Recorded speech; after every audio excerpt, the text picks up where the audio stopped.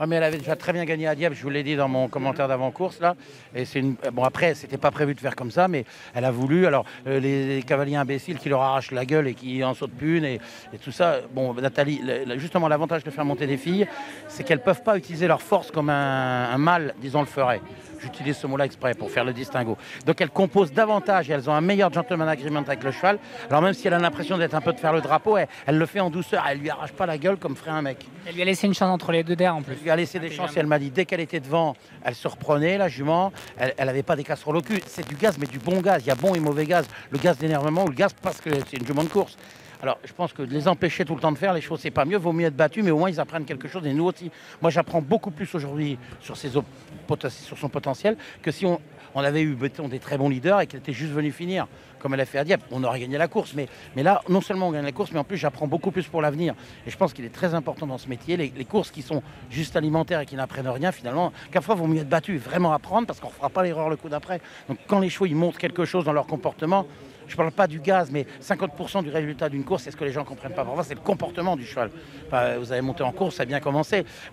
Parfois, vous avez un cheval super commode, mais qui est moins bon. Vous savez, le matin, qu'il est 5 kilos moins bon, et vous le battez quand même. Parce que l'autre, il a tout fait comme un abruti. Dans les autres, il ne s'est jamais détendu. Il n'a pas bien respiré. Il a respiré au moment où c'était l'attaque. Alors, bon, voilà. Et ainsi de suite. Donc, parfois, d'avoir l'air con et la vue basse, parfois ça peut être, enfin c'est pas le cas de cette pouliche, mais je pense qu'elle a bien fait, le résultat est là, et moi je dresse mes chevaux pour qu'ils puissent être utilisables dans toutes les circonstances, et donc vaut mieux parfois, quitte à être battus, mais les laisser un peu s'exprimer. Et qu'est-ce qui s'est passé alors avec Feu Follet? Ça n'a pas dû vous plaire cette réaction? Non, ça va pas lui parce que c'est un cheval il a eu peur de quelque chose, je ne sais pas de quoi, parce que le cheval c'est un cheval qui est hyper gentil, hyper facile et tout ça, mais il a vu quelque chose, et vous savez comme moi que vous êtes sur une piste le matin, vous passez à l'allée, il n'y a rien.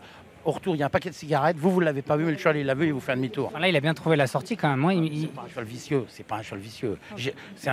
Il a eu peur de quelque chose. Comme les chevaux.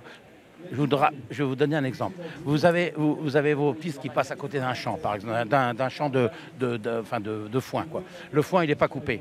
Il est coupé. Bon, l'après-midi, il est bottelé. Le lendemain matin, il y a des roundballers. Il n'y a pas un cheval qui veut passer. Ils font tous demi-tour, demi-tour, demi-tour. Parce que pour eux, c'est un prédateur, c'est une masse sombre. C'est dans le petit matin à la pénombre, au premier lot.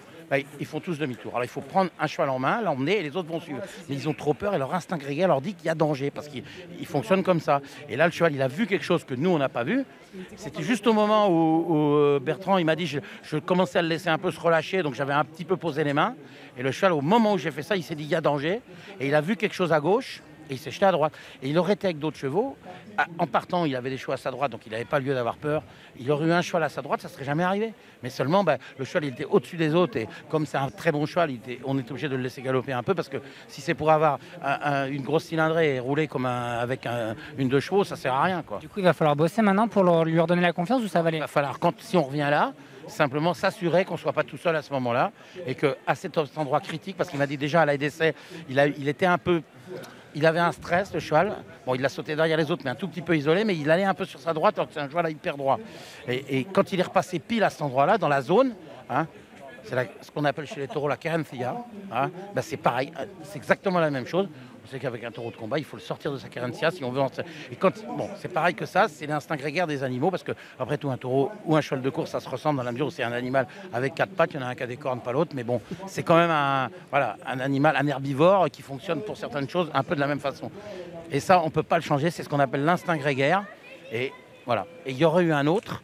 Mais le cheval, là, ça va parce qu'il a enjambé un fusain. Mais il y aurait eu un mur, il se serait tué dans le mur. Parce qu'il a plus peur de danger que du mur qu'il ne voit même pas. Il cherche un échappatoire, parce que le cheval, dans la nature, n'a que 2 échappatoires, la fuite ou les coups de pied. Et c'est pour ça qu'il craint les prédateurs. Alors même s'il n'y a pas de lion en liberté ici, dans son instinct et depuis la nuit des temps, il pense qu'il y a peut-être ça. Puis en plus, moi, j'habite à côté du zoo de la Palmyre, donc ils entendent les lions des fois. Merci Guillaume. Le matin, qu'ils rugissent. Merci beaucoup.